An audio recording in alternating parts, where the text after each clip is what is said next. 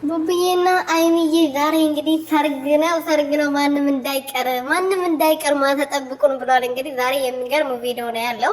ያው ቡቡዬ ቀለበት ያድርግላት፣ ለአይሚዬ ቀለበት ያድርግላት ሲባል እኔ አልቾክልም፣ መረጋጋት ነው የምወደው፣ የተቸኮለ ነገር ጥሩ አይደለም ብሏል። እና በመጨረሻም እንግዲህ ያው ቤታቸው ውስጥ ፏፍሽ ብለው ያው ቀለበት አይደለም ፕራንክ እያደረጉን ነው። ለማንኛውም ቀለበትን ቢያደርግላት ከዚህ በላይ ይገባታል። የኛ እንቁ የኛ ቅመም ማለት ነው። አይሚዬ ትለያለች። ማርያምን ወይ ትላንትና እንዴት ደስ እንዳለኝ ቪዲዮዎችን እንዴት ደጋግሜ ሳየው እንደነበረ ፈጣሪ እድሜ ዘመናችሁን ይባርክላችሁ።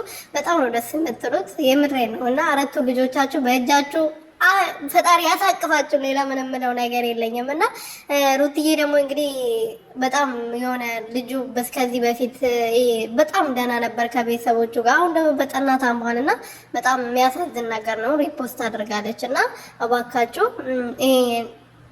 ይሄንን እንትን አይተን እኔ እንጃ ያስከፋል፣ ያሳዝናል። እና የሆነ ዛሬ ደህና ነን ብለን ነገ ደግሞ ምን እንደምንሆን አናውቅም። እና ፈጣሪ ማረክን ያባት መድኃኒዓለም እጁን ይጣልብህ፣ ፈጣሪ ማረክን ዱንቡሽቡሽ ማለት ነው። እና ቤተሰቦችዬ አይሚና ቡቡዬ እንግዲህ ደስ በሚል ፎቶ መጥቷል። ፎቶ ፖስቶናል። ማታ እንግዲህ አዲስ ነገር እንጠብቃለን። ቤታቸው ውስጥ ፋብሽ ብሎ እንዴት አባቱ ነው የሚያምሩ። እኔ ይመስለኛል ቡቡዬ ቤት ውስጥ ትራስ ሶፋቸው ላይ ትራስ አልነበረም፣ በፎቶ ምናምን ተሰርቷል እንደምታዩት። እና ያው እሷ ሰርፕራይዝ ለማድረግ ፈልጎ ነው። ቲሸርቱም ደግሞ ትራሱ ነው፣ ቲሸርቱ ነው። ይሄ ትራስ ነው።